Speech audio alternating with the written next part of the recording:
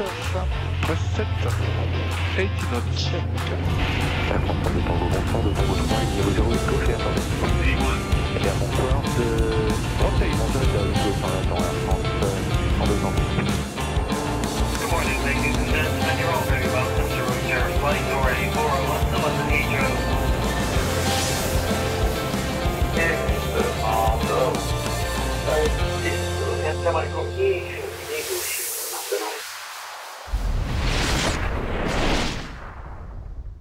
Et bonsoir à toutes et à tous, bienvenue à vous dans la zone aéro, j'espère que vous allez bien, que vous avez passé toutes et tous une bonne semaine, bienvenue à toutes celles et ceux qui sont connectés sur le chat et je vois qu'il y a déjà du monde, donc ça nous fait bien plaisir. Comment ça va les amis, en ce mercredi soir?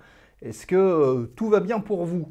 On attaque le mois de mai avec un lot d'émissions assez sympathiques. Je suppose que vous avez pu voir la programmation de ce mois de mai que nous avons publié cette semaine, enfin fin de semaine dernière très exactement, avec plein de choses à venir. On en reparlera au cours de cette émission.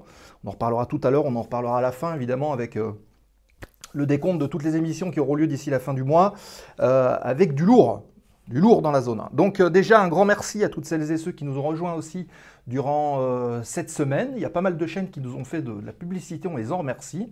Allez, je reprends depuis 7 jours, on a Ecrit, on a Apax, on a Transcan 1976, Freelancer 1964, Christophe 62280, Iron Cross Can, Thomas 91, Fly to Riviera, Figurk, Fly Turbo Propre, qui nous ont rejoints, donc ça nous fait bien plaisir. Merci à vous de suivre la zone aéro et merci à vous aussi de relayer parce que le programme a été relayé sur un certain nombre de comptes et ça commence d'être vu, d'être suivi et ça nous fait bien plaisir. Donc continuez, c'est comme ça qu'on fait rayonner l'émission et plus on est de foule, plus on rit, hein, comme on a l'habitude de dire. Alors avant toute chose, les amis, on va déjà voir si notre ami Nico est connecté et est-ce qu'il aura résolu ses problèmes de connexion. On va voir ça tout de suite. On va lancer l'incruste. Est-ce qu'il va apparaître ou pas? On peut faire une prédiction dans le chat? Non, peut-être pas. On va voir. Nico, est-ce que Nico nous entend déjà? Eh ben voilà. Oui, je vous entends bien. Alors tu nous entends, mais il y a toujours de l'écho. Est-ce que vous m'entendez? Je crois que... D'accord. je crois que c'est un petit peu mieux quand même. C'est un petit peu mieux que la dernière fois. Mais je pense que ça peut être encore optimisable. J'ai mis une rame orange là. Ah ouais, mais à mon avis, la rame n'était pas assez forte, mon cher Nico. Bon, bref. Je vais y aller personnellement avec un briquet. Ouais. Ah bah d'accord, ok.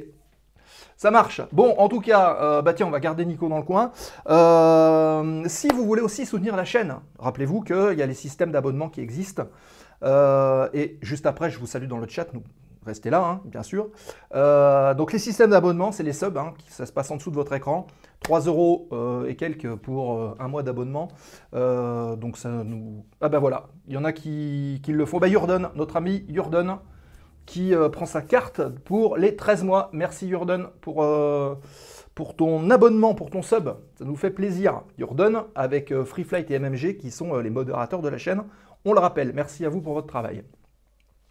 J'en profite aussi pour vous rappeler que sur le Discord, vous avez de nouvelles photos dans Souvenirs de vol, puisque Free Flight 30 s'est rendu samedi pour le dernier vol de l'Alizé Marine à Garon. On en a déjà parlé dans l'émission, mais il se passe quelque chose de pas très cool, c'est-à-dire que l'avion était mis dehors des hangars. Il n'y a personne pour le reprendre à l'heure actuelle, à l'instant où on se parle. Hein. Donc l'Alizé Marine dort dehors, alors que c'est le dernier exemplaire au monde en état de vol. C'est bien dommage, mais ainsi sont faites les lois du marché, si j'ose dire. Mais c'est quand même un désastre pour l'aéronautique, hein, mais bon. Que voulez-vous? Alors, on fait un petit tour dans le chat. Voilà, c'est la France, etc. C'est vrai que outre-Atlantique ou outre-Manche, c'est pas tout à fait la même approche. Et c'est bien dommage que ce soit pas comme ça ici aussi. Donc MMG7F, qui est présent. Salut Fabien. Fly Turboprop, première fois sur la chaîne. Sois le bienvenu. Fred qui est là. Natabouille, bien le bonsoir. Freefly 30 évidemment, Aviateur 59. Joe Brable qui est là. L'équipe des 100 nœuds qui sont présents dans le chat comme très souvent. Oncle Fernand également, bienvenue. Et puis j'ai vu d'autres personnes qui sont connectées dans les VIP par exemple. J'ai vu Kémy qui est là. Salut Kémy. Qui est-ce que j'ai vu encore? J'ai vu Jérôme, j'ai vu Lucas, j'ai vu Michael, j'ai vu pas mal de gens qui sont ici en arrière-plan, donc soyez les bienvenus les amis. Écoutez, on va pas trop perdre de temps parce que notre invitée est là, elle attend, donc ce que je vous propose tout de suite, c'est de déposer le plan de vol de l'émission. De quoi allons-nous parler ce soir? C'est ce qu'on voit tout de suite.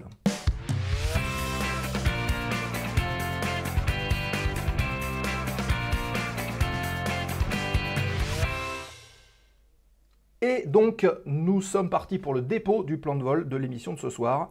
Voilà, hop, on va retirer Nico, on change de caméra et on met le G1000. Donc, le plan de vol, actualité du terminal. 4 petites brèves ce soir à partager avec vous.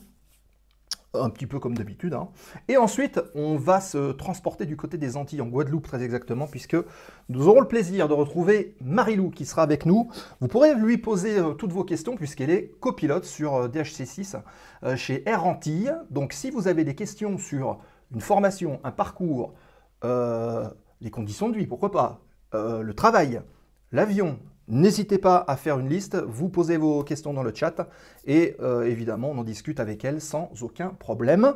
Et si jamais vous êtes en train de regarder cette émission en replay, pas de problème, vous revenez sur le Discord, vous posez des questions et puis on pourra relayer, transférer et répondre à tout ce que vous voulez avec plaisir.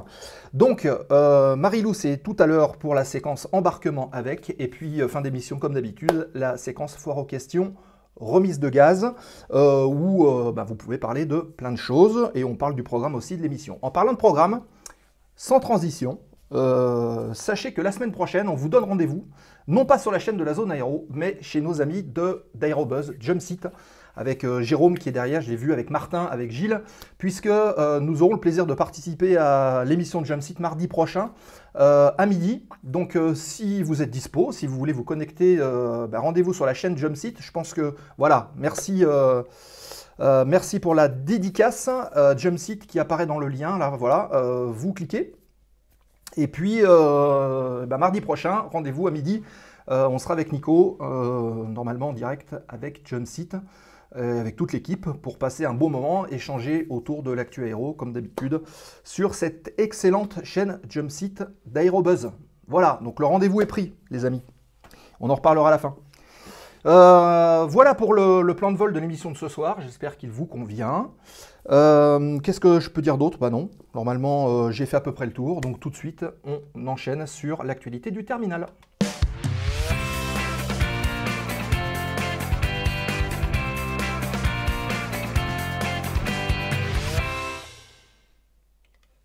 Et on est parti pour l'actualité du terminal et on va faire réapparaître notre ami Nico. Est-ce qu'on le voit ou pas? Non. Alors attendez. Il faut que je revienne ici. Là on va retrouver Nico, mais du coup on n'a plus l'actualité du terminal. C'est quand même fâcheux. Bon voilà, c'est pas grave, on va le mettre ici et ici on va retrouver Nico. Voilà, donc actualité du terminal ce soir, 4 petites news, je vous l'ai dit. Voilà, qui est en train de s'amuser avec son Fokker. Ça fait des maquettes du côté de l'Ardèche, j'ai l'impression. Trop cool pour nous. Ouais, c'est sympa, on se plaint pas. Allez, c'est parti. Donc, Flyboundy, vous allez voir, on va parler d'aviation, mais on va aussi parler de technologie. Flyboundy, compagnie d'Argentine. Hein. Donc, Flyboundy qui innove et qui va devenir la première compagnie à exploiter des NFT. Alors... peut-être que vous êtes en train de dire, mais de quoi il nous parle? Donc c'est Flyboundy, une compagnie low cost d'Argentine, qui vient de mettre en place un nouveau projet. Et ce nouveau projet, c'est pas dans les avions, c'est pas dans une rénovation de flotte. C'est voilà, c'est ce que nous dit MMG7F dans le chat, Non-Fungible Token. Comprenez par là jeton non fungible, c'est-à-dire une sorte de certificat virtuel d'un objet digital. Imaginez une sorte de signature qu'on vient incorporer No flyable token, non, c'est pas tout à fait ça. Donc c'est une sorte de signature, on va dire électronique, qu'on vient incorporer dans un objet digital et qui le rend en fait unique dans la blockchain. Vous avez peut-être entendu parler, mais c'est un petit peu ça. Et en gros, c'est une option pour avoir une sorte de certificat de propriété unique. Voilà, et donc l'objet, c'est d'appliquer ces NFT aux billets d'avion. La compagnie a eu cette idée-là pour pouvoir permettre aux passagers d'amener beaucoup plus de flexibilité aux voyageurs, puisque ça va être une forme de ticket de billets d'avion 3.0. Alors, comment est-ce que ça se passe? C'est une association avec la société qui s'appelle TravelX et qui est basée sur la blockchain Algorand. En gros, c'est un petit peu ça qui se met en place. Et bienvenue Nick London. Voilà, Nick London, sois le bienvenu. Donc la blockchain Algorand et il va y avoir des émissions de NFT au niveau des billets d'avion. Alors à quoi ça va servir? En réalité, vous savez que quand vous achetez un avion, un billet d'avion, vous avez donc votre billet, le billet il est nominatif, vous l'avez, point final. Et bien avec ces NFT, vous aurez la possibilité de pouvoir changer, transférer, céder ou même renommer le nom qui sera présent sur votre billet. C'est-à-dire que vous pouvez acheter un billet et vous pourrez aussi le revendre. Donc, même pouvoir jouer sur les prix s'il y a plus de demandes, sachant que il y aura 2% qui seront pris pour la transaction sur le prix du billet. Et vous pourrez le revendre en toute autonomie via une plateforme. Et comme il y aura justement cette traçabilité, vous êtes sûr que votre billet sera entre guillemets authentique. Voilà, donc Flyboundy veut changer les règles du jeu à ce sujet-là. Comment est-ce que ça va se passer? Ça reste à voir, mais en attendant, c'est une première mouture du billet 3.0 full digital avec des plateformes d'échange qui vont se mettre en place. Et ça, c'est plutôt intéressant. Est-ce que les autres compagnies suivront? Nous verrons. Nous verrons. On continue avec un sitting à Brest qui s'est passé au mois de janvier. Alors, c'est pas très récent, mais je suis retombé là-dessus et c'était assez drôle à lire. Alors pas pour les passagers, mais voilà, donc des passagers qui ont fait un sitting à Brest, qui ont refusé de quitter l'aéroport, tout simplement parce que l'avion Air France qui faisait la navette Brest-Paris, qui devait d'ailleurs se poser à Paris et certains passagers devaient faire escale pour repartir aux Antilles, en fait il a été annulé à la dernière minute. En prenant 2%, les compagnies vont continuer à gagner de la thune après avoir vendu leurs billets. Non, je pense que... Ah oui, ouais, ou peut-être la plateforme. On ne sait pas où vont les 2%. Donc, l'avion annulé à la dernière minute, le 15 janvier dernier. L'avion donc était prévu pour partir à 9h15. Et puis, au moment de partir pour Charles de Gaulle, le commandant de bord a annoncé un souci au niveau du moteur, donc une panne, et un retard d'initialement 15 minutes. Puis une trentaine de minutes plus tard, qu'est-ce qui se passe? En fait, on ne peut pas partir, donc il faut débarquer. Bon, ok. Sauf que l'avion qui devait venir de Roissy pour le remplacer n'est pas venu. La programmation a changé, donc les gens se retrouvent bloqués avec une escale qui les attend à Paris pour partir aux Antilles. Vous imaginez l'ambiance dans la cabine. Et un peu plus tard, c'est 50 passagers qui se retrouvent dans le hall et ils se rendent compte qu'en fait, il n'y a plus de vol après pendant les 15 jours qui viennent. Donc compliqué, réclamation collective, et puis face à l'incapacité des personnes sur place à gérer la situation, ils ont dit voilà, on reste dans l'aéroport jusqu'à ce qu'une solution soit trouvée. Donc il y a eu des propositions de solutions, mais qui ont été refusées, puisque une des propositions visait à faire venir un avion le lendemain, à refaire un transit pour refaire partir, et ça faisait perdre 3 jours de transit aux personnes qui voulaient partir. Donc voilà, ce sont des choses qui arrivent. En tout cas, il valait mieux ne pas être sur ce vol-là, en tout cas. Voilà, on continue avec cette magnifique photo. Les puristes l'auront reconnu, hein, c'est un DA42. Voilà, bimoteur d'affaires, un bimoteur école aussi. Donc, les Diamond Aircraft, donc constructeurs de ce DA42, des DA40, etc., qui vont tourner bientôt au SAF. Donc le SAF, c'est on va dire le carburant durable, carburant d'aviation durable. Et donc la firme autrichienne Diamond qui a annoncé donc son association avec Austro Engine pour mettre sur le banc de test le SAF, donc le carburant durable, pour mettre aux normes, on va dire, quelque part, de l'aviation durable, leur flotte d'avions d'ici 2025.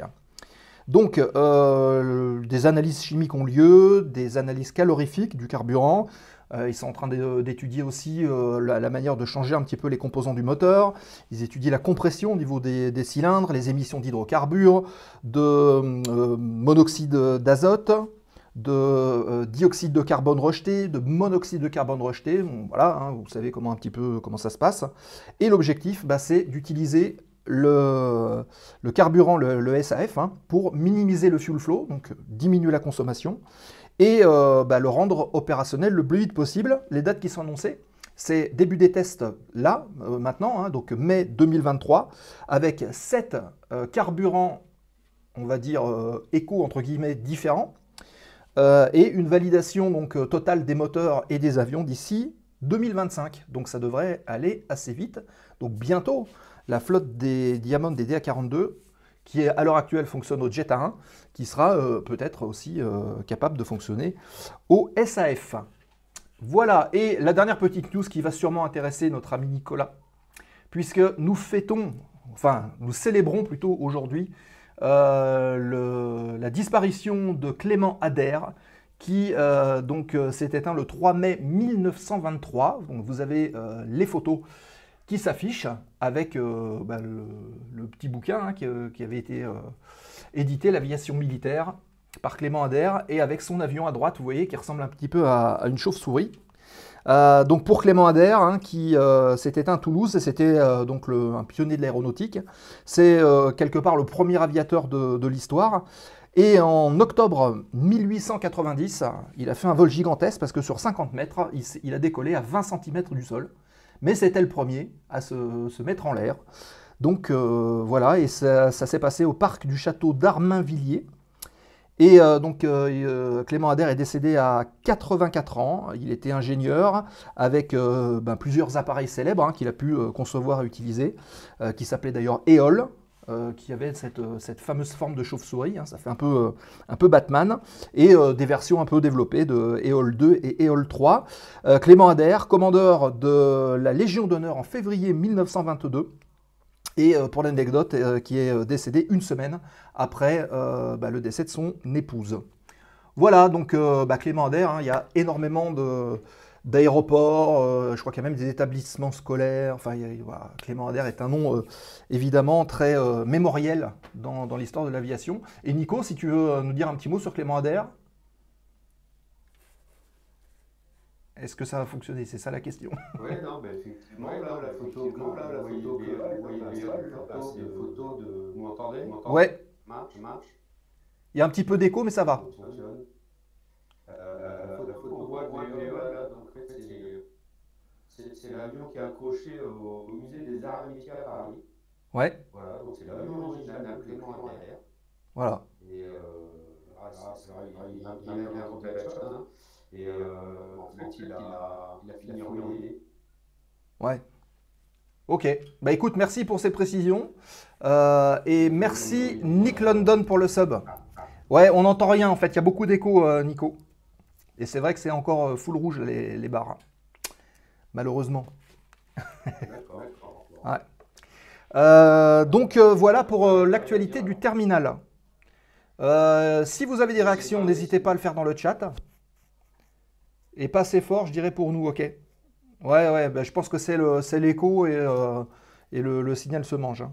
Bon, on va essayer de résoudre le problème. Je connais quelqu'un qui travaille chez Orange en plus. On va lui soumettre le problème. Écoutez les amis, si vous avez des réactions à faire, faites-le dans le chat. Et puis, je vous propose immédiatement, maintenant, de partir du côté des Antilles. Est-ce que ça vous dit d'aller prendre le soleil tous ensemble et de retrouver notre invité de ce soir, Marie-Lou, qui est avec nous et avec qui on va pouvoir parler un petit peu de vol outre-Atlantique. Ça vous va? Donc c'est la séquence embarquement avec. On y va? C'est parti!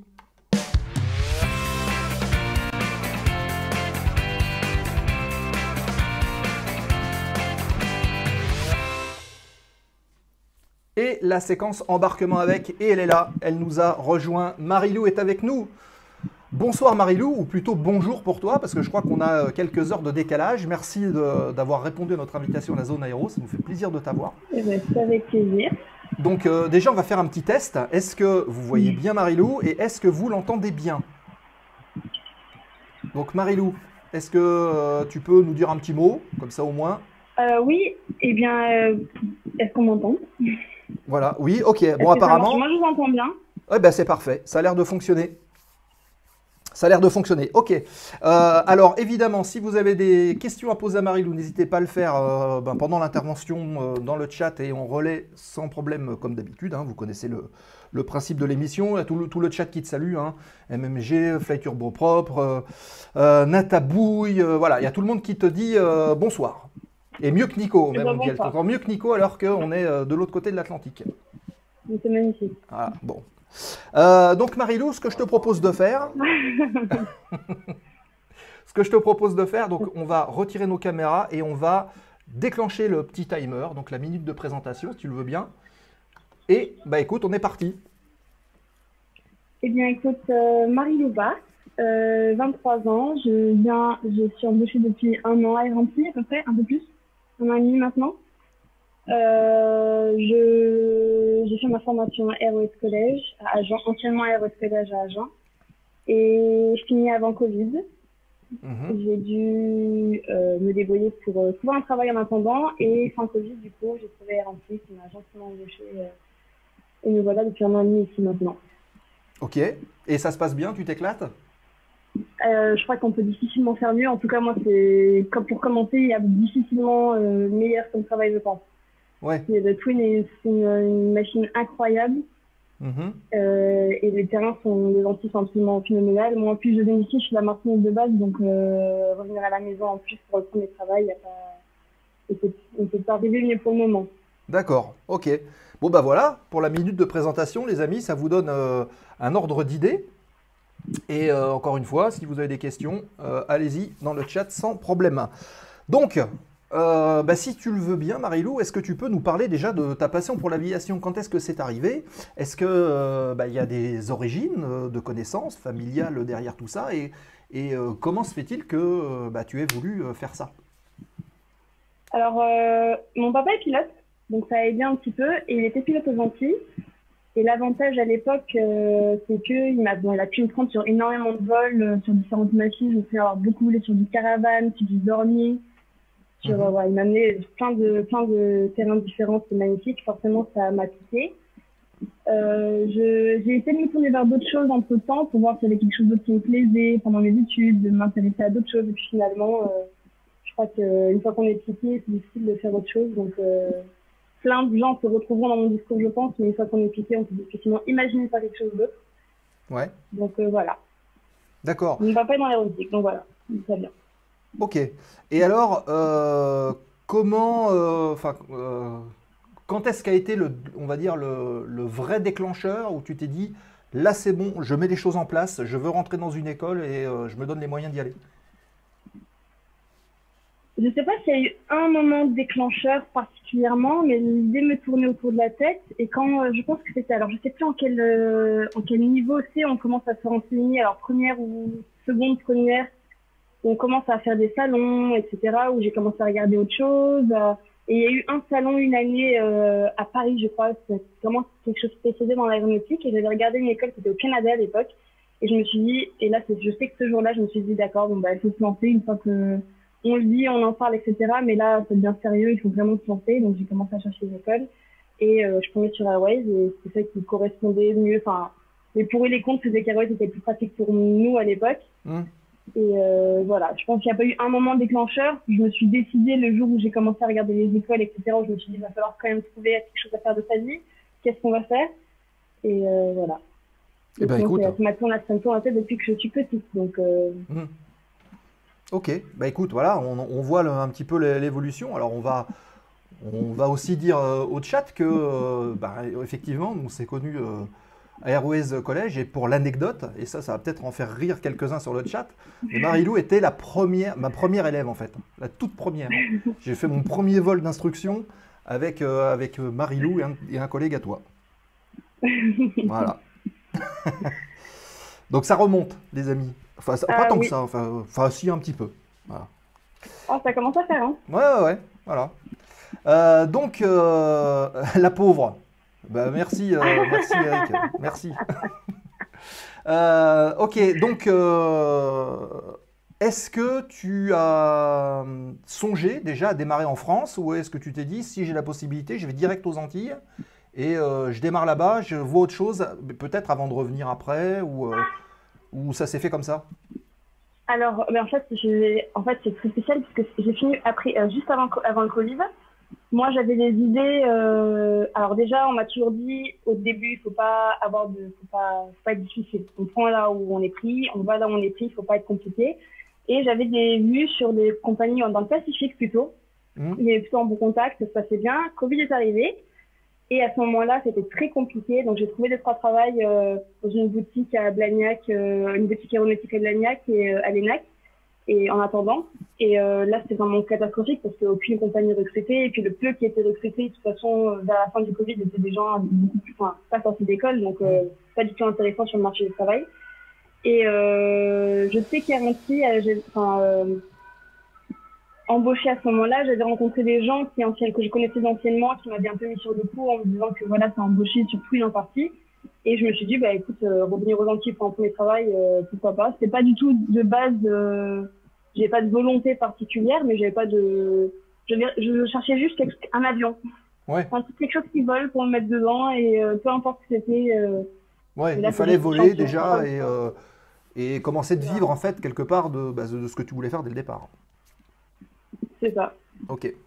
Alors tu vois, il y a déjà une question là qui arrive dans le chat de Fly Turbo Prop qu'on va passer tout de suite. On salue K1BVH qui vient de nous rejoindre. Bienvenue et premier message dans le chat, donc bienvenue. Donc Fly Turbo Prop qui nous dit quelle espérance de croissance au sein de la compagnie. Donc on rappelle que tu voles pour Air Antilles. Alors est-ce que tu peux nous parler un petit peu de la compagnie, des avions et de ce que tu fais au quotidien chez Air Antilles? Alors, Air Antilles a 2 machines. Elle a donc des Twins qui font majoritairement du Saint-Barth en fait. On a 2 Twins. Et on a des ATR qui font le reste de la Caraïbe. Je sais qu'en ce moment, il y a pas mal de mouvements. On a encore récemment embauché sur Twin. Je sais pas exactement. Je sais pas si plus tard je sais que c'est une compagnie avec un gros roulement. En règle générale, les gens viennent quelques années pour faire leurs premières heures et c'est ce que je vois. Maintenant, il y a de tout. Donc, ça bouge pas mal. Je sais, voilà. En tout cas, aux Antilles, sur ma compagnie, il y a Twin ATR. Twin, il faut les qualifs. Sur embauche sur ATR, ils demandent la qualif pour être embauché. Ouais. Et puis, ça a pas l'air, on est un peu tout seul. Alors, il y a quelques autres compagnies, mais on a l'avantage d'être pas trop nombreux sur le territoire. Donc, pas encore, en tout cas. Donc, ça... Attends, je te branche parce que forcément, mon ordinateur n'a plus de batterie. Pas de problème. Alors, est-ce que... comment s'est passée ta qualification sur l'avion? Ça s'est passé comment, ton incorporation, la découverte, justement, des différentes lignes? Alors, quand ils embauchent sur Twin, en règle générale, jusqu'à présent, ça peut toujours changer, mais jusqu'à présent, ils embauchaient sans QT sur Twin. Donc, ils m'ont envoyé faire une QT la QT théorique à Lille, d'abord. Une fois la QT théorique finie, on a fait une QT VFR en Guadeloupe et la QT IFR au Canada, parce que du coup, il y a un simu SFS de Twin 400 qui est au Canada, Calgary. Donc, on va faire nos simus et notre qualification là-bas. Ouais. Et donc, ils m'ont envoyé là-bas quelques semaines et ensuite, on commence. D'accord. Pour le coup, surtout, il se gère et, enfin, il nous la finance, donc sous réserve d'un petit peu de travail chez eux et il se gère de nous gérer le simu et le qualif, tout ça.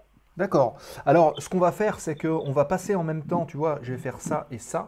Comme ça, on te garde avec nous et on voit des photos. Alors, est-ce que tu peux nous commenter un petit peu les photos que tu as pu prendre? Alors, cette photo-là, c'est moi qui l'ai prise. C'est donc le deuxième Twin de la compagnie qui est en train d'atterrir Saint-Barth. Nous, on attendait pour décoller. Donc, c'est sûrement un collègue qui était en net avec nous qui a dû la prendre. Ça, c'est notre avion, voilà, le Twin. C'est qui ne connaissait pas qu'il était au parking à Saint-Barth. Ouais. Donc là, on reparlera évidemment de cette fameuse approche de Saint-Barth qui est très réputée. On en voit sur toutes les photos, avec effectivement cette piste en descente.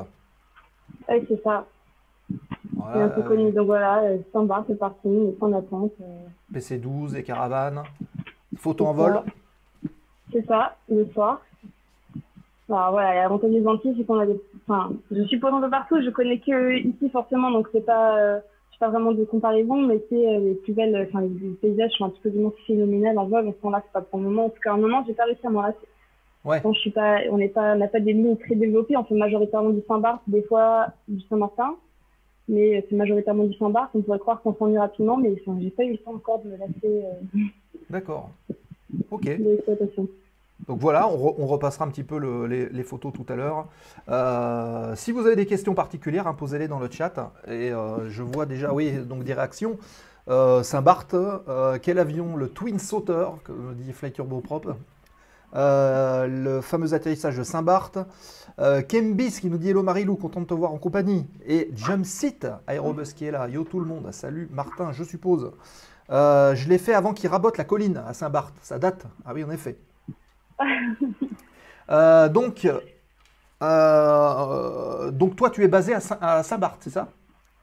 En Guadeloupe, Ah oui, Guadeloupe, et tu fais Saint-Barth c'est ça. régulièrement, du coup. Tous les jours. Ah, tous les jours. Plusieurs fois par jour. Ouais, majoritairement, dans la journée en général, pour ce qui est vraiment exploitation Twin, il y a toute l'année un vol le matin. Alors, il y a un vol Pax le matin, un vol cargo, logiquement, et deux vols Pax l'après-midi. Ouais. Et on a à peu près 1 heure de vol entre Guadeloupe et Saint-Barth. Et dans les périodes un peu plus touristiques, on va avoir 2 à 3 vols le matin et 2 minimum, 3-4 vols l'après-midi. Et ça te donne quoi à peu près comme amplitude, enfin comme durée des vols et comme amplitude sur la journée? Alors ça dépend parce que ça dépend, franchement ça dépend. En règle générale, un aller-retour, il faut bien compter 3 heures pour être large parce que purement 2 vols. Hein. Alors 2 vols, on va avoir 2 heures. Plus le temps des briefings, d'escale, on va dire qu'on travaille par après-midi ou par demi-journée. En règle générale, on commence à 6h30, on termine à 13-14h, ou on commence à midi et demi, on finit à 18h30, 19h en règle générale, parce que nous, la nuit aéronautique nous bloque, on ne peut pas décoller ou atterrir à Saint-Barth de nuit. Ouais. Donc finalement, c'est vraiment purement la journée. Des fois, il se peut qu'on puisse faire le vol du matin et le dernier vol du soir. Donc finalement, l'amplitude, c'est toute la journée. Mais au milieu, on a une grande période de latence. En règle générale, on fait 2 à 3 allers-retours par jour. Ouais. Ce qui est déjà pas mal. Et voilà. Ça donne des journées bien complètes. En général. Et du coup, bah, c'est ce que dit Nico, il ne doit pas y avoir beaucoup de vols en IMC. C'est un peu, ça dépend de la période de l'année. En ce moment, le ciel fait que oui, on voit pas beaucoup de nuages, mais on va arriver cet été, fin d'été, période cyclonique, où là, on va faire la majorité de nos vols en IMC. On n'a pas du vrai MC où on a très peu d'IMC où on va venir percer au minima, ça arrive quelques fois dans l'année, mais c'est assez rare. Maintenant, des vols en IMC, la météo des Antilles est particulière quand même. Déjà, chaque nuage est extrêmement actif, ça bouge très vite. Donc en fait, sur une demi-journée, on peut faire un vol en IMC et un vol en VMC, ça bouge énormément. Alors quelle différence justement sur cette météo un peu spéciale sur les briefings météo par rapport à ce qu'on peut trouver en métropole? Du coup, vous abordez la météo d'une manière un peu différente? Alors du coup, on aborde la météo toujours comme en métropole. On a peut-être un peu moins de choses à dire en période non cyclonique parce que l'air, pour le coup, il fait beau, il y a des problèmes de minima, etc. On n'a pas de problème. On fait un briefing un peu plus développé sur Saint-Barth parce qu'on est très limité en termes de vent de travers en partie à Saint-Barth. Donc on est souvent amené à dérouter en arrivant sur le terrain à Saint-Martin en partie parce qu'on ne peut pas venir se poser. Donc, la météo va majoritairement se faire à Saint-Barth. Et en période cyclonique, on va faire attention aux potentiels cyclones qu'il y a autour, parce qu'il y en a malheureusement pas mal entre septembre, enfin un peu août et octobre, on va dire. Ouais. Donc on fait attention à ça. Mais sinon, je pense que nos briefings météo sont un peu moins complexe et un peu moins lourd que ce qu'on peut trouver en métropole en hiver. Ouais, d'accord. Et à l'intérieur de l'avion, vous avez quand même radar météo avec tout ce qui va bien? Oui, alors oui, par contre, ça, du coup, on est complètement obligé parce qu'en fait, les nuages sont tellement actifs ici. C'est pas des nuages, c'est pas du plat, quand on rentre en IMC en Antilles, il y a très peu de chances que ce soit calme, doux, un vol IMC calme. Quand on rentre dans un nuage, ce sera turbulent, il y aura sûrement de la pluie, c'est très actif. Ouais. Donc on est obligé d'avoir un radar météo pour les éviter au maximum. En plus, le tout est un avion léger, donc il y a une grande dérive, donc on prend à la moindre secousse. Et donc on a un radar météo, on l'utilise quand même très très très souvent. D'accord, ok. Bon, bah, merci pour ces précisions. Et Jérôme, JBO 777 qui nous dit bonsoir. Sympa cette séquence exotique. Exact. Et Jérôme qu'on retrouvera la semaine prochaine, je vous le rappelle, hein, mardi prochain, dans Jump Seat avec Gilles et Martin. Kémy qui dit j'ai raté le début, mais Air Antilles, c'était direct après la fin de formation chez Airways? Avec Okay. un temps de latence où j'ai fait du travail au sol un peu en tant que fléau à cause du Covid, mais sinon oui, c'est ma première compagnie. Donc première compagnie. Avec plaisir, on vous attend mardi. Bah oui, avec plaisir aussi. Ok, alors est-ce que tu peux nous détailler un petit peu comment se passe, parce que je suis sûr que dans le chat, ils sont tous en train de se poser la question, et moi aussi, comment est-ce qu'on gère une approche, cette fameuse approche de Saint-Barth, si particulière, où on passe à ras de la route et où on doit descendre pour se poser, car la piste, elle est courte? Alors c'est une approche forte pente. Déjà, je crois que c'est de mémoire, c'est 7,1% Ouais. degrés. Et en soi, alors l'approche c'est bizarre, mais l'approche en 10, alors aussi du rond-point, c'est une approche en 10, c'est pas la plus impressionnante, je trouve. C'est l'approche de l'autre côté, piste 28, c'est beaucoup plus impressionnante. On passe vraiment dans la vallée de Saint-Barth, c'est une approche où il n'y a pas de remise de gaz, alors que la piste 10, mine de rien, elle est impressionnante de ce rond-point, mais une fois qu'on est sur notre pente, notre taux de descente et qu'on a la vitesse, etc., ça se pose tout seul. Alors, Saint-Barth, c'est un peu particulier au niveau météorologique. On a beaucoup de vent qui varie énormément de tous les côtés pendant la descente. Donc, il faut connaître un petit peu le terrain quand même. Mhm. Mais sinon, c'est vraiment pas le plus impressionnant, la 10. Il faut voir de l'autre côté aussi. D'accord. Parce qu'elle fait un peu plus fort. Donc Il n'y a pas de remise de gaz sur l'autre côté. c'est plus impressionnant vu de l'extérieur que de l'intérieur, quelque part. Alors, de l'extérieur, la 10 reste impressionnante. On passe à quelques mètres du rond-point, c'est fou. Mais la 28 dans l'avion, ou en tout cas en tant que pilote, c'est quand même on la fait peut-être moins souvent aussi, elle est quand même plus impressionnante, je trouve. Ok. Et ça vous arrive de vous poser dans l'autre sens? Ou c'est rare? Alors, c'est pas tout le temps, ça nous arrive. Ça dépend des périodes de l'année, ça nous arrive quand même. Mais on est tous un petit peu moins à l'aise, je pense, parce que c'est pas la préférentielle. Le simple fait qu'il n'y ait pas de remise de gaz, de toute façon, il y a quelque chose qui fait que c'est un comédie de Toulaine au bout d'un moment, donc il faut pas se couper. Ouais. Et on la fait un petit peu moins souvent. Donc forcément, on est pas moins à l'aise, mais moins habitué à l'œil. Ouais, c'est quelque chose de moins courant. Et justement, bonne question de Jérôme. Alors, attends, je vais afficher la question parce que comme ça, moi, ce sera plus simple. Et qui pose une question très pertinente.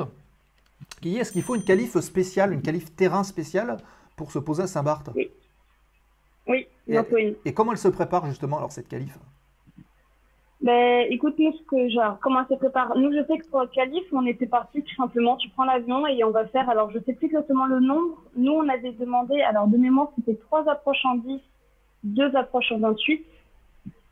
Je crois, avec une ou deux remises de gaz. Alors, ça dure à peu près 1 heure, 1 heure et demie. Et tu tournes. Franchement, il n'y a pas grand-chose de plus à faire. Je sais que tous les ans, quand on va au simu, on s'entraîne aussi au simu. C'est pas la même chose. Mais si le simu Twin est très très bien fait, c'est quand même pas les mêmes conditions. C'est particulier, l'aérologie est très particulière, donc c'est difficile à reproduire.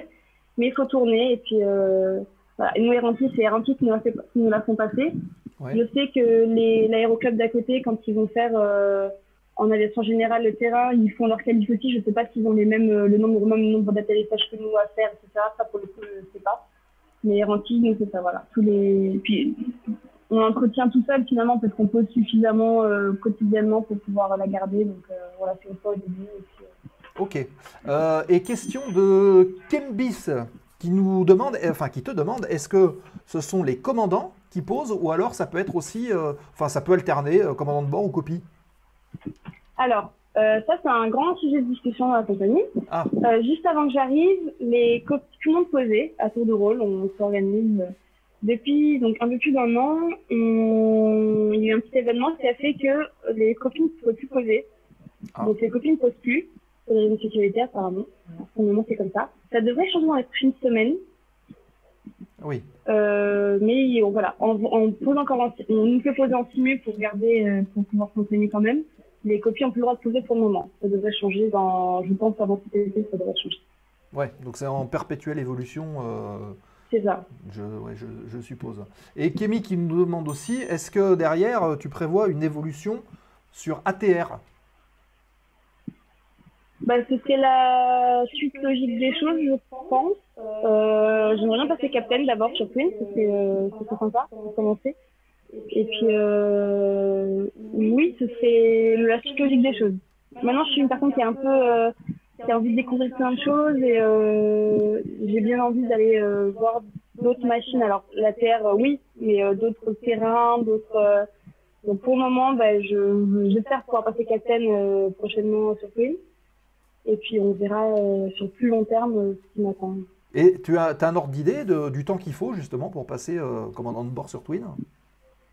Quand je suis arrivée, tous les copies sont passés commandant de bord. Donc, on a été embauché que des nouveaux copies. Et tous les anciens copies sont devenus commandants de bord.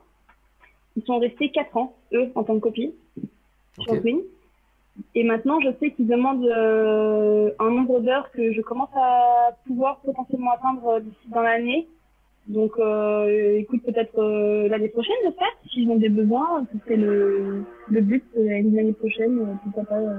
Bah écoute, ça serait top, on te le souhaite en tout cas. Hein. Ça serait bien. Hein. Bah, d'ailleurs, tu reviendras nous le dire dans la zone. C'est ça. Je suis passé capitaine. D'accord. Deux petites questions. Il y avait Nico qui demandait si, quand vous faisiez votre approche sur Saint-Barth, là, vous étiez tout réduit ou est-ce que vous gardez un peu de gaz, vous pilotez quand même la pente? Ah non, parce que même, on a des volets qui vont à 37,5, c'est vraiment une deuxième aile. Et il faut garder de la vie. Alors, ça dépend de la masse. Si on est très très lourd, il faudra sûrement commencer à bien réduire. Mais sinon, tout le long, on a une certaine puissance quand même. Hein. Ouais. Le Twin a des performances folles. C'est un avion qui va très vite. On appelle ça un veau ici, ça va pas super vite. Par contre, il a des performances de montée et d'approche qui sont incroyables. Et clairement, les full volets, c'est une deuxième aile. Ok. C'est incroyable. Et vous avez l'option reverse pour pouvoir ralentir? Oui. Ouais. Oui, aussi. Ok, ça marche. Et Nico aussi qui nous dit, est-ce qu'il faut s'y connaître en météo tropicale si on veut voler là-bas? Bah, si tu t'y connais pas, si tu viens voler ici, tu vas vite comprendre qu'il faut quand même. Moi, j'ai fait 1 an maintenant en professionnel. J'ai fait 1 an vraiment de ligne. On va dire, peut-être pas mois, tous les 2 mois, la météo change follement. Donc, il faut s'y connaître, oui. Après, tu comprends vite qu'un nuage, bah, c'est pas ton copain, de toute façon. Il peut être tout petit, gros, moyen, ça va pas être ton ami.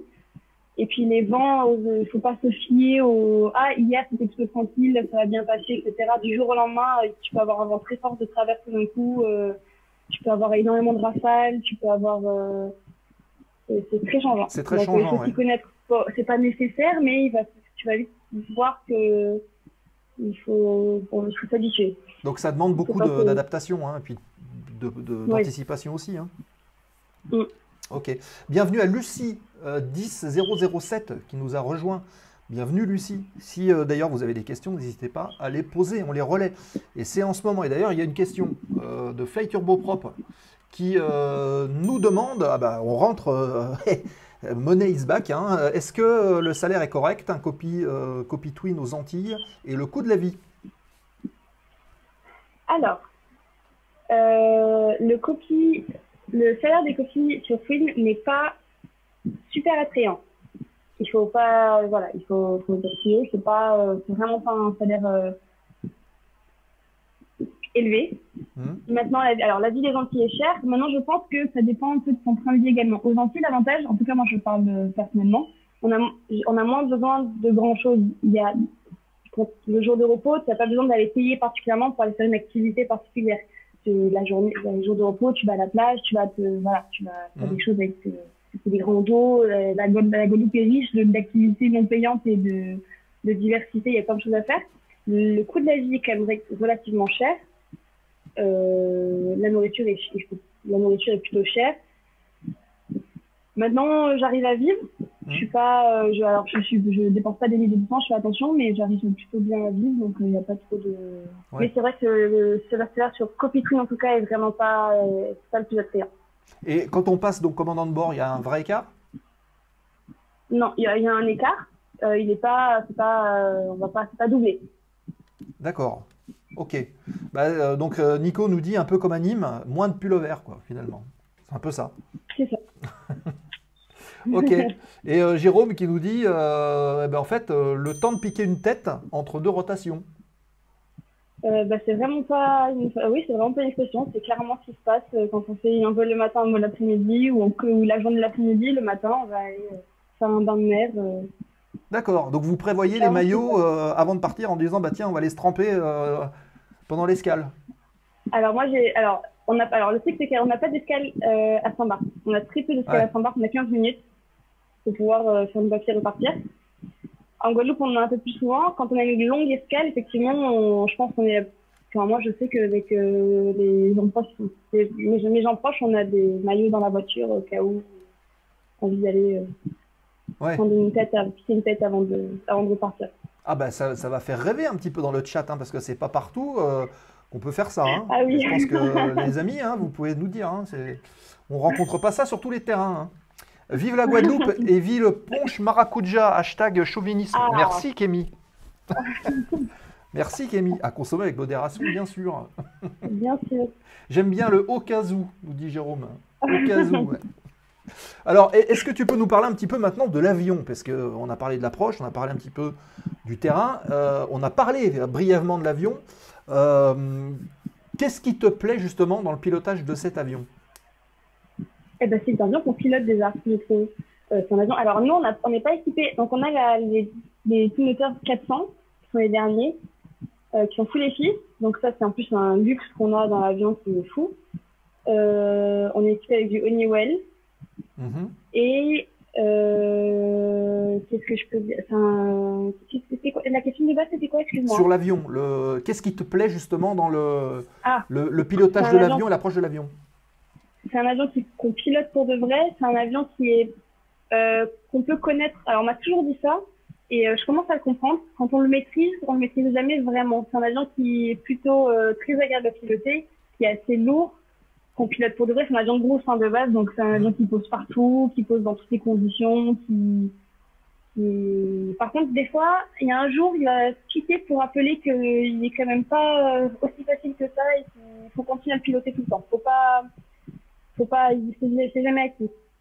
En fait, c'est comme une bête sauvage, en fait. Faut toujours être vigilant et jamais lui faire confiance. Tout le monde se garde. Exactement. C'est un avion, il a une grande dérive, il prend énormément le vent de travers. Moi, je me souviens que j'ai appris à voler à Agen. Oui. Pour ceux qui ont volé à Agen, le vent de travers, c'est pas quelque chose qu'on rencontre tout le temps. Je sais que j'en ai jamais réellement fait. En école, en tout cas, c'est pas quelque chose de fou. Fallait venir à Nîmes. Ici, alors, tu vois, fallait venir à Nîmes. Tu vois, tu m'as pas invité à Nîmes pour le coup. Ah c'est pas moi qui décidais. Hein. Mais voilà, le vent de travers, c'est pas mon truc. Et en fait, ici, donc, ça arrive, il y a des jours où il y en a vraiment pas mal. Et le Twin a une énorme dérive et il prend énormément le vent. Donc ça, pareil, ça pardonne pas. Il faut piloter jusqu'au bout, jusqu'à ce qu'il soit arrêté. Il faut le piloter parce que même au roulage, il faut pas faire d'erreur. Il faut être capable de le tenir. Ok. Justement, Kémy nous dit, est-ce que ça monte mieux en N-1? Donc pour les gens qui ne connaissent pas, le N-1, c'est quand on a un moteur en panne et qu'on doit faire une montée sur un seul moteur. Est-ce que ça monte mieux en N-1 que les DA42 d'Airways? Parce que qu'est-ce qu'on galérait? Alors, de mémoire, le N-1 avec les DA42 d'Airways, j'ai 100 pieds, 150 pieds dans la tête. Je ne sais pas si c'était beaucoup plus. C'était vraiment un avion qui ne montait pas N-1. Le Twin, si, il monte quand même plus N-1. Ok. C'est pas Il y a combien de chevaux à peu près par moteur? De mémoire, alors si tu sais qu'on m'a posé la question récemment et que je ne sais plus, c'est honteux de ma part. Donc, je suis passée au simu il y a 2 semaines. Je crois de mémoire c'est 600. 600 chevaux par moteur? Ouais. Ce qui est déjà pas mal. Et vous prenez en moyenne combien de passagers? On a 19 places dans l'avion et en moyenne on prend 19 passagers. Ah d'accord, Oui, donc vous volez tout le temps complet? il y a certains vols de la journée qui sont majoritairement complets. On est très limité à la masse de Saint-Barth. Parce que, alors, Saint-Barth, il n'y a pas de fuel. On ne peut pas faire de fuel, donc on est obligé de prendre du fuel pour faire l'aller-retour. Et ça nous limite énormément avec les conditions à l'atterrissage. Donc on est très limité à la charge offerte au départ de Guadeloupe. Et en règle générale, au retour, on n'a pas trop de soucis. Et au retour, on est majoritairement, oui, ça nous arrive souvent d'être plein. D'accord, ok. Et oui, Kémy qui nous dit 100 pieds minutes max en hiver par moins 5 degrés. Ouais. Question de Jérôme qui nous demande en moyenne, combien de rotations par jour. Alors, est-ce que c'est par pilote ou par avion, Jérôme? Quelle est la question? C'est sur les avions, par pilote? Est-ce que tu peux nous préciser? Ou Marilou, est-ce que tu peux vous répondre aux deux, carrément? Par pilote, c'est pour faire vraiment des Guadeloupe-Saint-Barth, ça va être entre 2 à 3 rotations. Là encore la semaine dernière, finalement, il y a eu des petits soucis d'organisation. Il y a eu un avion qui était soudainement en panne. Il y a un petit problème sur l'aérodrome, sur le tarmac. Donc, on n'avait plus qu'un avion. On a dû faire des allers-retours Saint-Barth-Saint-Martin. Là, on en a eu 8. On a eu 8 allers-retours. Ça dépend un peu de ce qu'on fait. Majoritairement, c'est par équipage. 2 à 3 allers-retours par jour. Et les avions font entre 3 à 4 par jour. Donc on pense qu'on en a 2. Voilà. Ok. Et du coup, la maintenance elle se fait où, comment? Elle se fait la nuit? Est-ce que vous opérez la nuit ou pas? Alors, les tours n'opèrent pas du tout la nuit parce que nos terrains sont... La Saint-Barth est fermée de nuit. On fait des fois du Saint-Martin le soir. À une époque, ils faisaient du cargo de nuit en Martinique, mais c'est plus le cas maintenant. On a un caravane également qui fait du cargo, purement du cargo. Donc ils ont pris le cargo des Twins. Donc maintenant, on fait vraiment exceptionnellement du Saint-Martin côté hollandais de nuit. Ouais. Et sinon, c'est que la journée. Et la maintenance, alors comme on a 2 avions qui volent pas tout le temps les 2 ensemble, soit il y en a un maintenant c'est la journée, du coup on n'utilise qu'un, sinon c'est majoritairement la nuit. D'accord.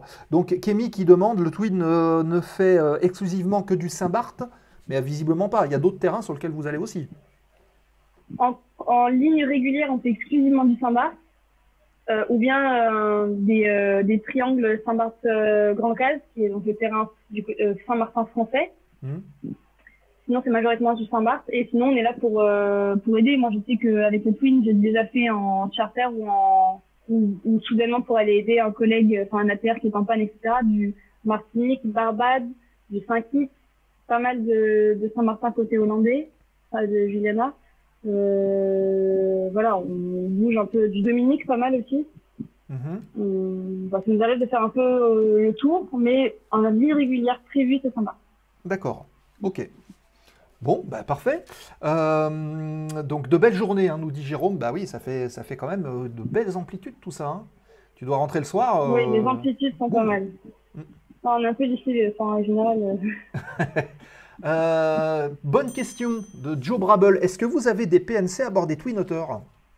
Et non, parce que les PNC, c'est à partir de 19 packs de souvenirs, il y en a 19. Ou de 20 packs, il y en a 19 packs. Donc on n'a pas besoin de PNC.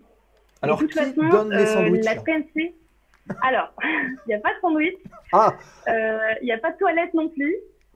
Et de toute façon, je ne peux pas... Alors, je suis 1m65, je ne suis pas très grande, mais je ne me tiens pas debout dans le Twin. Donc, s'il y avait une PNC, la pauvre, je la plains. Je le plains, pardon. Et on n'a pas... Voilà, 1 heure, je pense qu'on peut se permettre de rester assis à son siège pendant 1 heure. Même si c'est vrai que les gens ont du mal à comprendre les anecdotes sur les toilettes.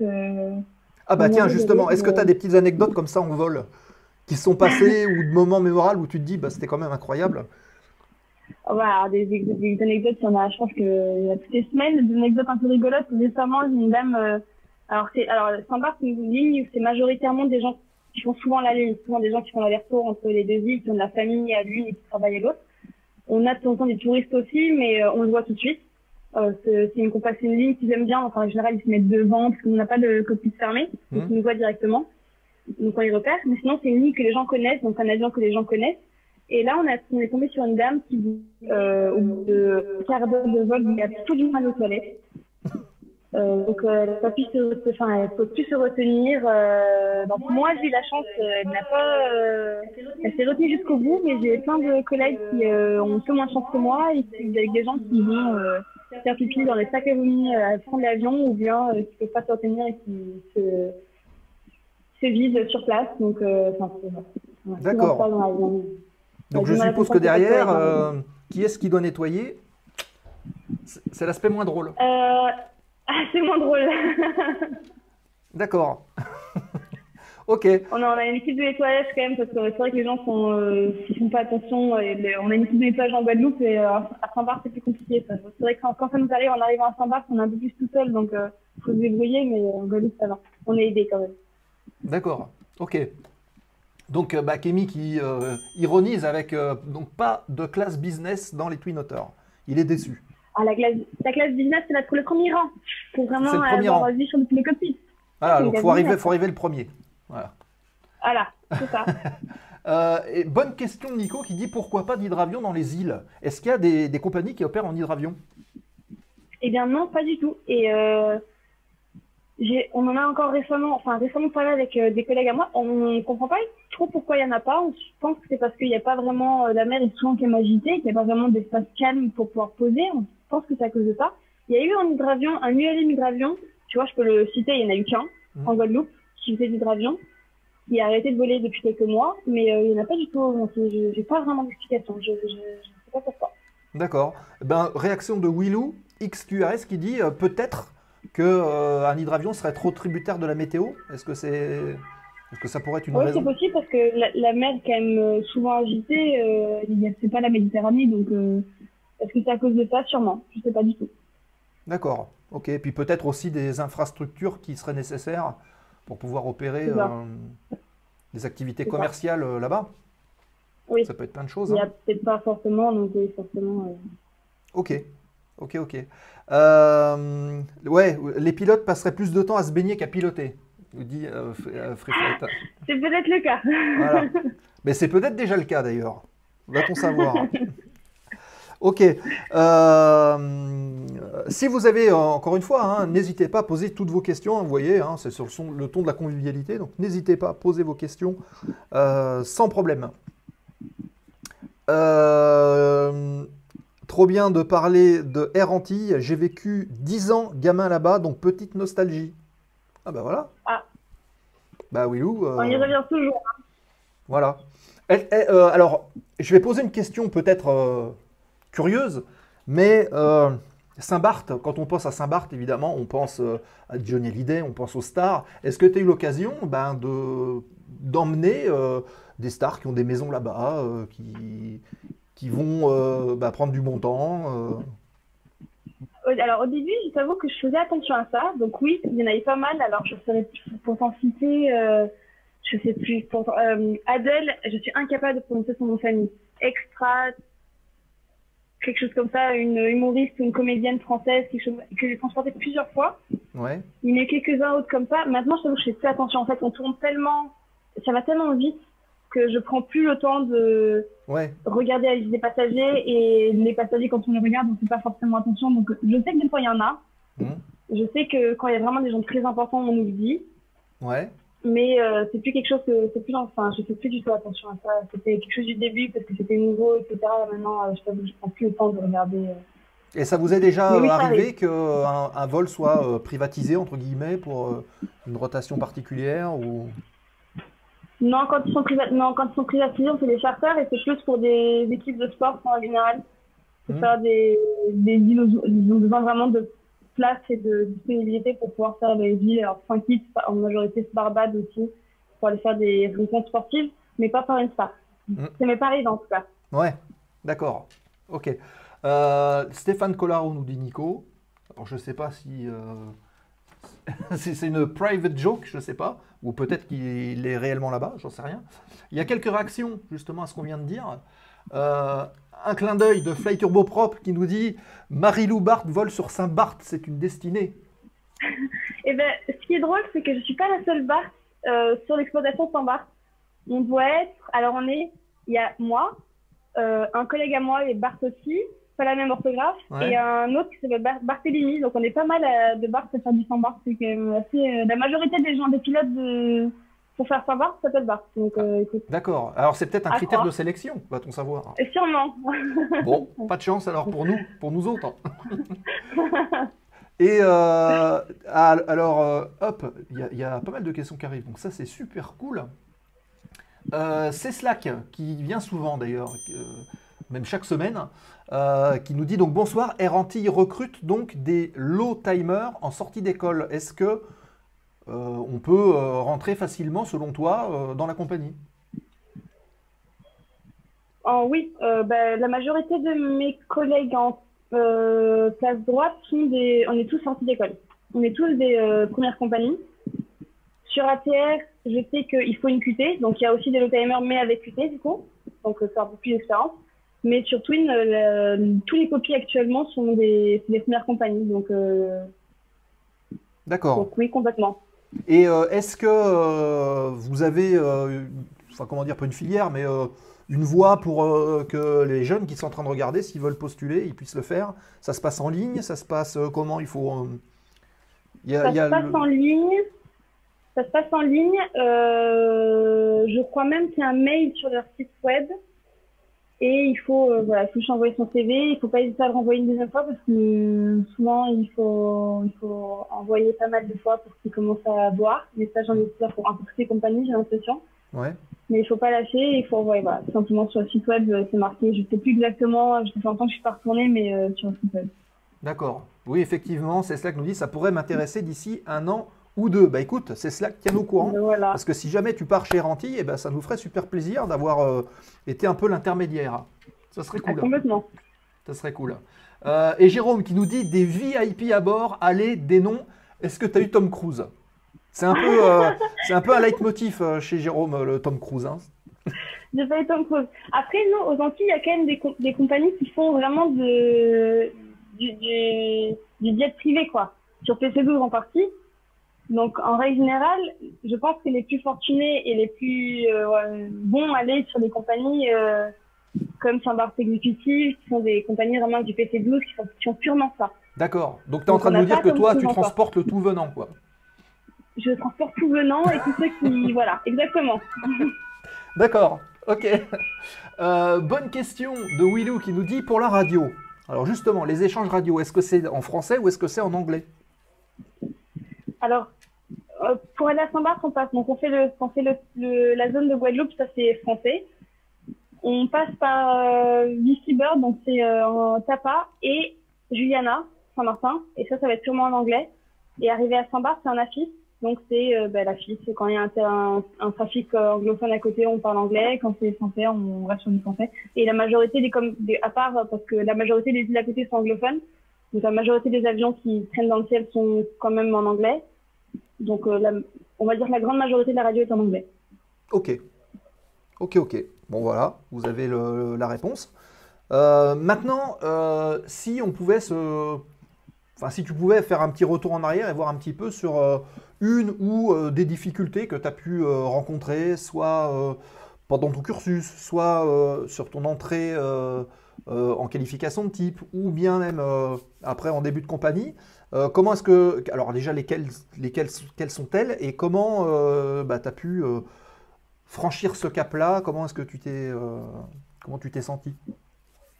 Je pense que la plus grosse difficulté que j'ai eue, et je pense qu'on est plein dans ce cas-là, on a été plein dans ce cas-là, et c'était le Covid. Alors, par contre, moi, c'était tellement dur que les petites difficultés qu'il y a après, je les prenais comme des petits obstacles, mais tellement moins haut que le Covid qui a été juste, l'arrêt de finir juste avant Covid et se dire que ce moment-là, c'est le début de ta vie, tu vas pouvoir commencer à vraiment faire ce que tu aimes et tu es sorti d'école, c'est bon, tu as tes diplômes, tu as travaillé tu as passé tes examens, terminé, l'époque de galère est terminée. Mais non, pas du tout. Je pense que c'est la plus grosse période compliquée que moi j'ai vécue, en tout cas, c'est la première qui me vient à l'esprit. Après, le reste, des petites, la rentrée en compagnie, forcément la première QT, la QT Twin, c'est pas la plus compliquée, donc c'est relativement simple, mais il y a eu quand même une première QT, j'ai vu ça comme une étape quand même. On voit des choses qu'on ne voit pas avant. C'est bosser un avion aussi, il faut connaître vraiment par cœur, donc forcément il faut passer des heures à travailler. C'est pas une difficulté parce qu'au final ça devient un plaisir, ça devient un jeu, c'est ton avion, c'est envie de les connaître, envie de savoir comment bien faire, comment bien piloter plus qu'un avion d'école. Ouais. Mais sinon les petits obstacles à chaque fois, les premiers simus. Les simus, c'est stressant parce qu'on sait pas du tout à quoi s'attendre, on sait pas comment ça se passe. Mais bon, c'est des petits obstacles sur le moment, mais c'est rien de. Franchement, ouais. La plus grosse étape de ma vie, je pense, ça a été Covid. Il n'y a rien d'insurmontable, quoi. Non. D'accord. Ok. Autre petite question de CSLAC. On rentre vraiment dans la partie formation QT. C'est combien de temps en moyenne les cours au sol pour la QT DHC6? Alors, je sais plus exactement combien c'est nécessaire. Je sais qu'on était parti une semaine à Lille avec quelqu'un qui avait fait du twin dans le militaire. Ça n'avait rien à voir avec un anti. Et alors, je sais plus exactement combien était nécessaire parce que forcément, alors je sais pas si c'est partout pareil, mais ici c'est un peu le cas toujours. On a des horaires, quand les cours au sol, on a 4 heures de cours au sol. Finalement, ça va jamais être 4 heures, ça va toujours être 5-6 heures parce qu'on va y rester, parce que une discussion va se lancer, parce que le cours n'est pas terminé, parce que je sais pas exactement combien d'heures on a pu faire, mais c'était sur une semaine, ça, voilà, entre 5 et 7 jours de théorie, rien d'insurmontable non plus, hein, franchement.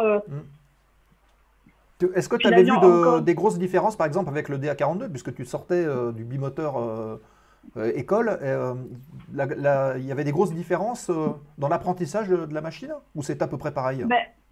On est allé quand même beaucoup plus loin, en tout cas beaucoup plus loin que moi ce que j'étais allé dans le DA42. Je sais qu'il y a beaucoup de systèmes du DA42, pas que j'avais survolé, que je connaissais, mais pas dans les détails à ce point-là. Là, on demande vraiment de connaître une machine, de tous ces systèmes possibles, toutes les petites pièces qu'il va y avoir, on les connaît et on apprend encore tous les jours. Je sais que mes capitaines à moi apprennent encore tous les jours, et pourtant ils ont de l'expérience maintenant, apprennent tous les jours des petites particularités de l'avion, des petits détails, et cette connaissance du système, on réalise au fur et à mesure que c'est important, mais Dieu sait que c'est important, et au début on se dit, bon, je me survole une première fois, ça va jamais me servir, moi je suis pilote, tant que je sais que le manche quand on tire, ça décolle, c'est plus important. Mais en fait, il y a tellement de petits détails sur ce carburant, hydraulique, électrique, qui vont être importants sur le quotidien.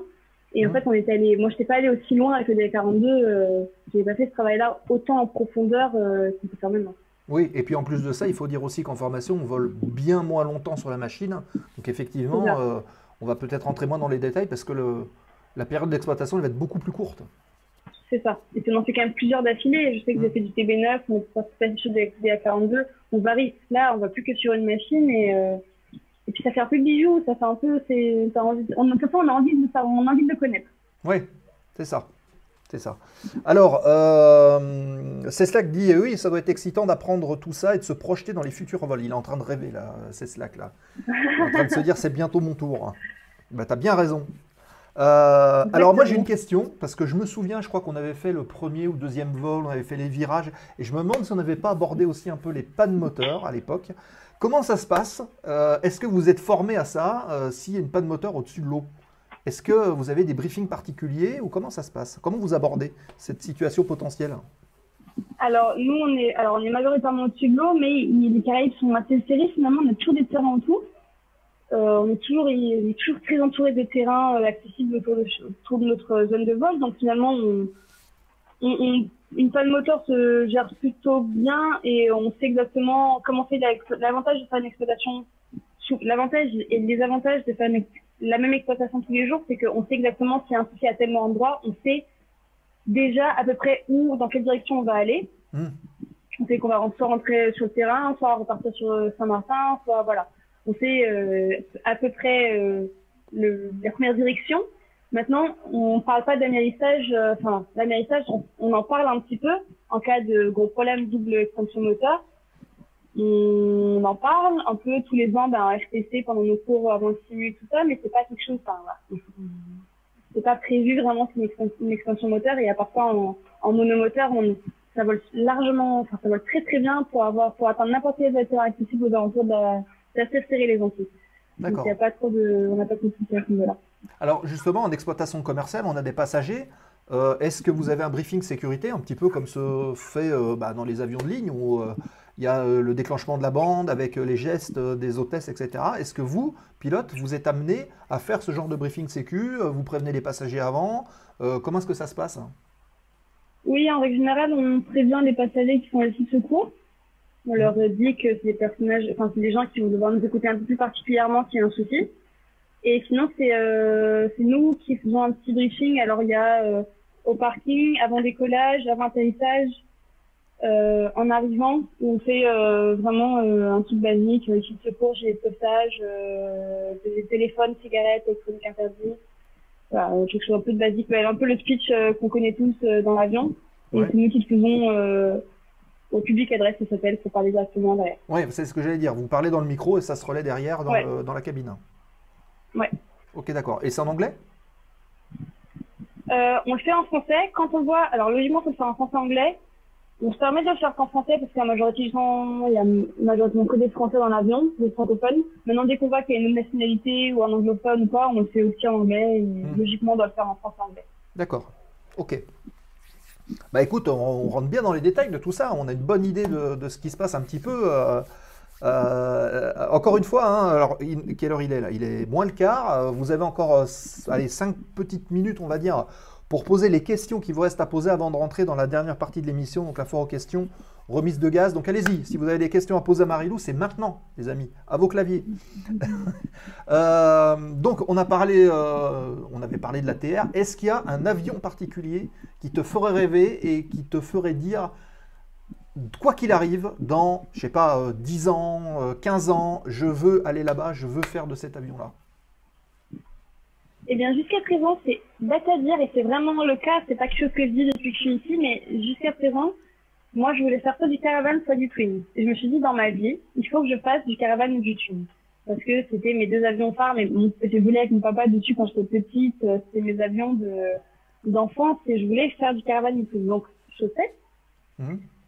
Maintenant, je sais pas, j'ai pas vraiment j'essaie de pas me mettre j'essaie de pas me mettre de barrière. Je veux pouvoir faire un maximum de choses. Je veux pouvoir continuer un peu sur le turboprop, passer sur jet. J'ai pas d'avion en particulier que je veux faire et me fermer aux autres. Je me laisse aller et puis je sais qu'il y a plein de belles machines qui volent en ce moment et qui sont sympas. Je sais que si je dois faire un jour du long courrier, parce que c'est une possibilité aussi, c'est pas du tout le cas maintenant, mais c'est une possibilité dans ma carrière future. Si je dois faire du long courrier, le 350, je trouve cet avion magnifique. Il est sur le parking de Guadeloupe tous les soirs et je le trouve absolument magnifique. Ah, alors à quand un équipage avec Marie-Lou et Kémy en 350? Peut-être Air Caraïbes, un truc comme ça?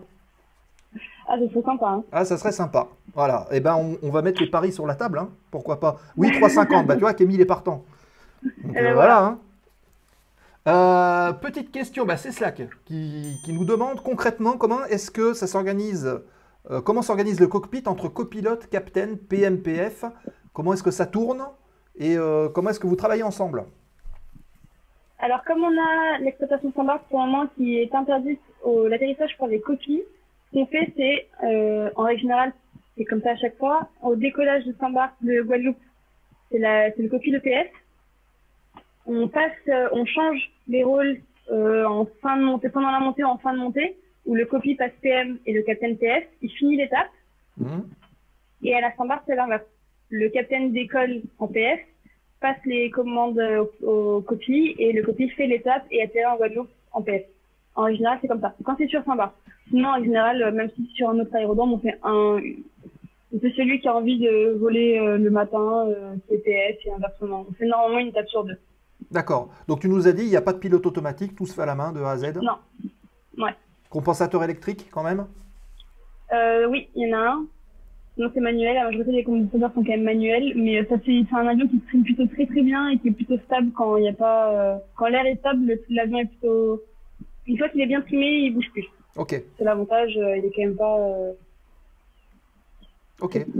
Et au niveau équipement de bord, c'est du full EFIS? C'est tous les fils. Alors, j'ai même pas mis de photo, en fait. Je viens de réaliser que j'ai même pas mis de photo de l'intérieur de l'avion. Alors si, on en a vu, tiens d'ailleurs. d'ailleurs, ça me fait penser, tu fais bien d'en parler, parce que du coup, on va remettre vite fait les photos qui déroulent, et on va voir, je crois, il y a une photo de nuit, il me semble, ou de crépuscule. Ah, c'est possible, on voit à l'intérieur. Bah, on a 4 écrans Voilà, on a 4 écrans. Voilà, là on le voit un petit peu, là, on voit un avec petit le peu. pédestal, et c'est les radios qu'il y a dessus? Alors là, au milieu, il y a des lumières et le clavier pour pouvoir jouer dans comment on appelle ça? La souris. C'est l'équivalent de la Oui. souris, les claviers pour jouer dans le FMS et puis la lumière. D'accord, ok. Hop, Les radios sont devant nous. je crois que c'est sur la photo suivante, il me semble, où ça se voit. Il est où le radar météo, tiens d'ailleurs, sur l'avion? Il est dans le nez. Ah, le radar météo dans le cockpit? Ouais. Non, Il dans est- le capteur, en fait, l'antenne. Il est dans le nez, dans le dôme. D'accord, dans le dôme du nez. Voilà, donc là on voit, c'est quoi, c'est du Garmin? Alors non, c'est du Honeywell. Ah oui, d'accord, ouais, tu l'as C'est dit de tout à l'Apex. l'heure, exact, ouais. Ok. Voilà, donc vous voyez les amis, là il y avait un petit peu de vent quand même, hein. On le voit avec la manchère qui est derrière. Alors ouais, on a un peu de manches. Alors le truc c'est que les manchères, il y en a 3, elles donnent à chaque fois des 3 vents différents. Donc on sait pas vraiment, vraiment le vent il peut varier à 90 d'une manchère à l'autre alors qu'elles sont 50 mètres, c'est incroyable. Ouais, d'accord. Est-ce que tu peux nous parler vite fait, parce qu'on l'a vu sur la photo, de ces fameuses manettes de gaz qui sont dans le haut? Est-ce que c'est pas compliqué à prendre en main? Mais je suis persuadée que c'était très compliqué à atteindre et ça c'est pas hyper naturel. Et en fait maintenant, dès que je parle d'avion avec des collègues à moi qui sont pas sur Twin, j'ai le réflexe de mettre ma main en haut. Et quand ils mettent leur main en bas, j'ai pour quelques microsecondes à me demander ce qu'ils font avec leur main en bas, quoi, parce que c'est très naturel en fait. Une fois qu'on est habitué, il y a pas de, ça marche super bien. Ouais, d'accord. Il y a juste, je suis pas très grande et le trim les trims sont en fait côté captain, ils sont vraiment collés au siège côté captain, parce que c'est un avion qui est parti monopilote de base. Alors Oui. nous on l'exploite en multipilote, mais c'est un avion qu'on peut voler tout seul. Donc en fait tout est vraiment côté captain. Donc les trims sont vraiment à sa droite. Et moi quand je veux trimer, je sais que je suis petite et qu'il faut vraiment que je me baisse pour aller chercher le trim. C'est pas le plus agréable, le plus pratique. Il faut faire les abdos un petit peu pour aller choper le trim en bas. Ouais. La manette de gaz, c'est pas naturel. D'accord. Ah ouais, donc finalement, on se retrouve avec la main en l'air, mais ça se passe plutôt bien. C'est ce Oui. qu'il faut retenir. D'accord. Bah écoutez, ce que je vous propose, parce que là on arrive à 50, je vois qu'il y a encore quelques questions. N'hésitez pas à continuer de poser vos questions pour les 5-10 dernières minutes de l'émission. On tourne la dernière page, donc la foire aux questions remise de gaz, et on retrouve Marilou tout de suite pour les dernières questions de l'émission de ce soir.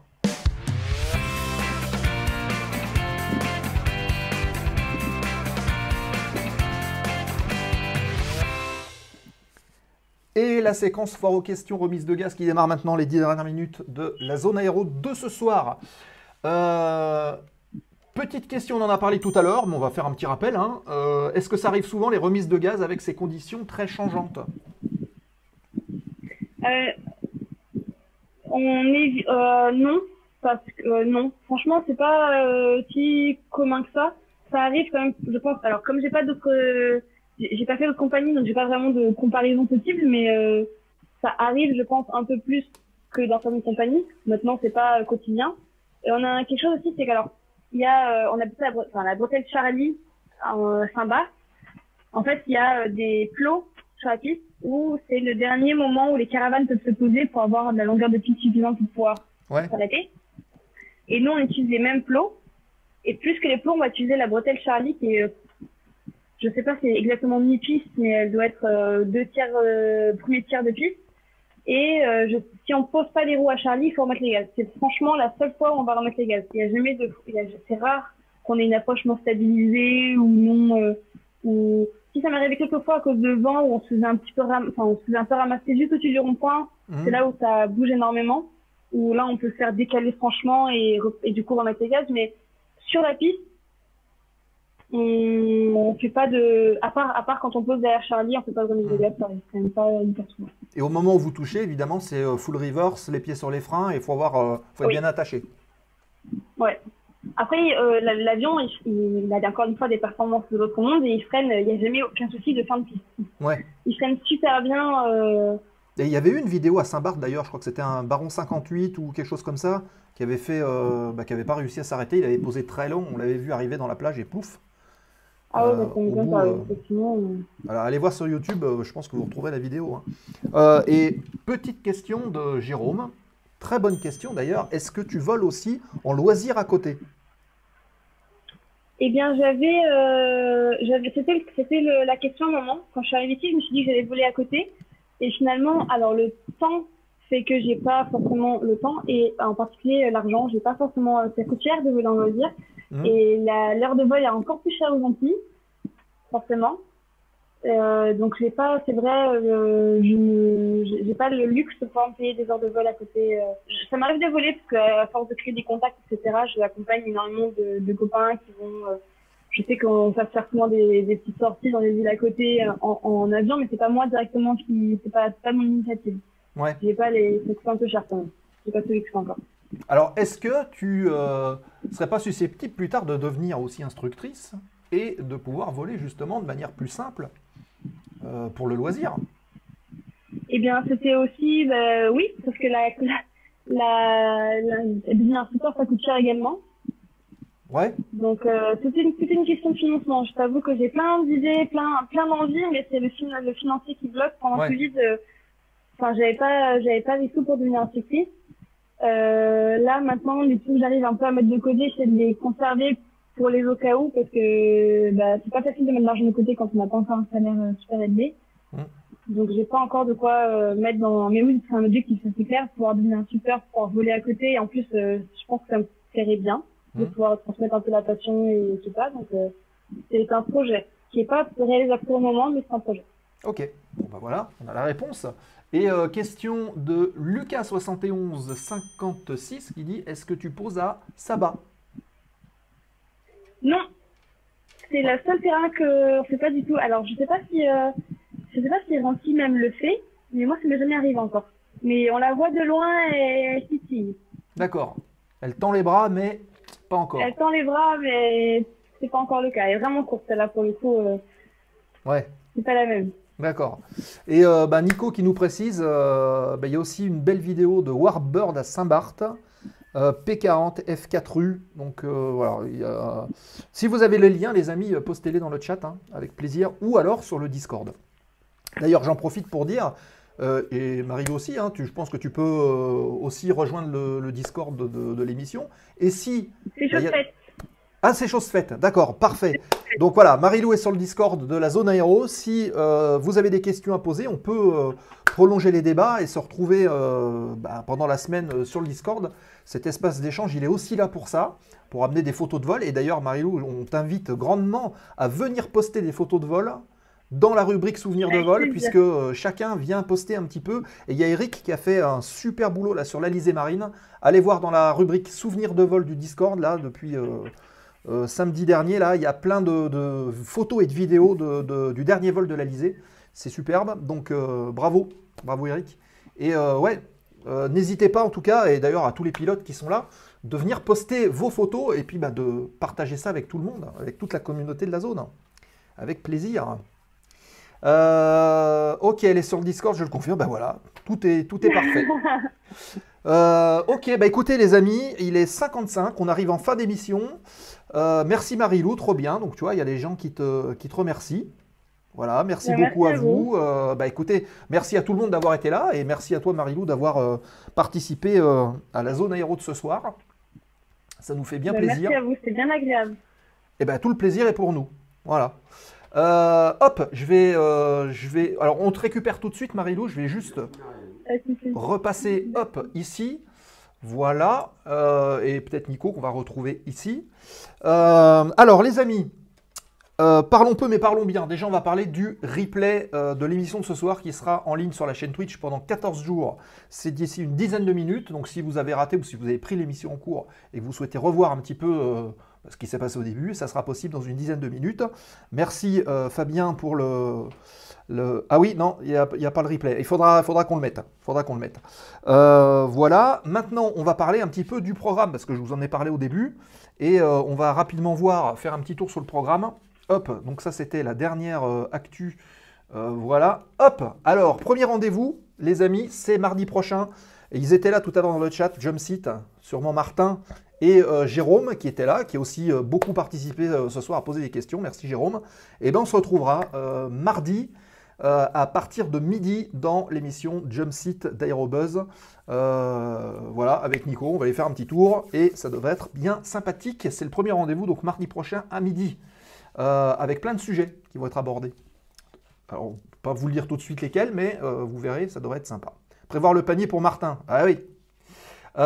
Ensuite, rendez-vous le 10 mai prochain et on aura le plaisir de retrouver notre ami Michael que vous adorez avec sa magnifique tablette graphique et on va parler GPS. Alors GPS, GNSS, la technologie de guidage par satellite. On va parler un petit peu de ça dans l'aéro et vous savez en plus Michael c'est un peu son domaine de prédilection puisqu'il est instructeur là-dedans. Et on va parler aussi du facteur humain lié à l'utilisation du GPS qui a eu aussi provoqué des accidents. Donc on va aborder tout ça.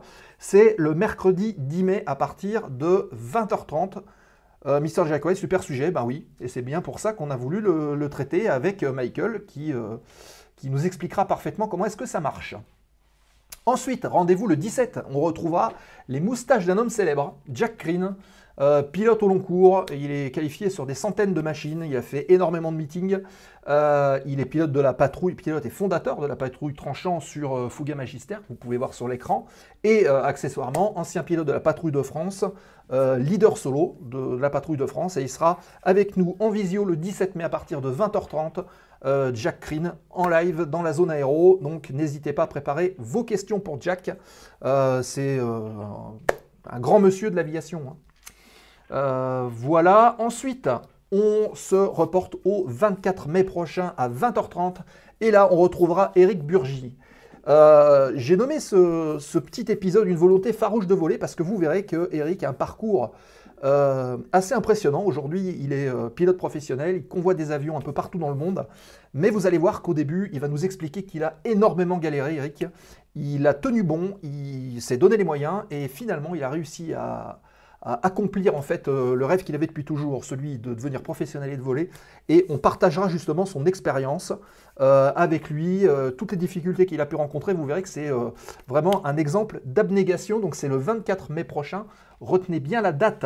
Et enfin, dernier épisode de la zone aéro pour le mois de mai. On n'est pas peu fiers d'avoir Marty, donc Jean-Guillaume Martinez, enfin toujours, pilote de Rafale et pilote donc du Rafale Solo Display en 2016. On reviendra avec lui sur sa carrière, sur les moments forts de son expérience de pilote de Rafale depuis tout jeune jusqu'à aujourd'hui, sa vision justement de l'aviation. Donc ce sera le 31 mai prochain et sachez que le mois de juin il est déjà bouclé et qu'on est en train de remplir le mois de juillet. Après au mois d'août c'est la trêve. Donc vous voyez, ça s'empile beaucoup dans la zone aéro. Et c'est très bien. Si vous aussi vous avez des expériences à partager, n'hésitez pas. Vous pouvez passer par le site lazoneaero.fr. Vous faites votre proposition et puis nous, on voit comment est-ce qu'on peut la traiter. Et puis sinon, ça se passe aussi sur le Discord. N'hésitez pas à venir proposer des sujets.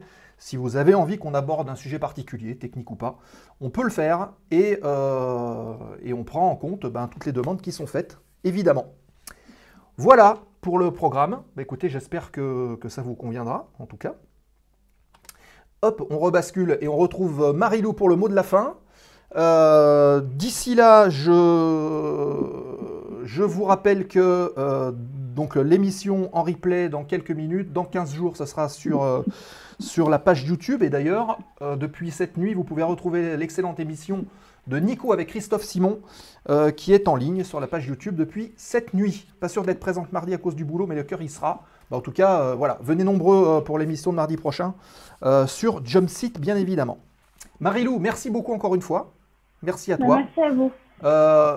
Au plaisir de te retrouver dans la zone aéro. Eh bien, écoute, avec plaisir. Et puis, on vous attend aux Antilles. Ah, et ben voilà. T'as entendu, Nico? Il va falloir que... il va falloir qu'on bouge. Hein, voilà. Hop, il est là, Nico. Voilà, il a le sourire, donc il est d'accord. Ok. Merci beaucoup, c'était un plaisir. Exactement. Ok. Restez avec nous, les amis. Pendant le générique, on va basculer sur une autre chaîne. J'ai pas encore vu, mais on va faire un raid. D'ici là, n'hésitez pas encore une fois à prendre les subs pour soutenir la zone aéro. Parce que c'est comme ça qu'on fait progresser la chaîne. Et partagez les liens, partagez les émissions, partagez le programme. Parce que c'est comme ça que il y a de plus en plus de monde qui vient. Et c'est super sympa de pouvoir discuter avec tout le monde dans le chat. Merci à toutes et tous. Fly safe pour ceux qui volent. Soyez prudents, et puis on se donne rendez-vous mardi dans Jump Seat et mercredi prochain dans la zone à partir de 20h30. Merci à vous, bonne soirée et à la prochaine. Ciao, bye bye.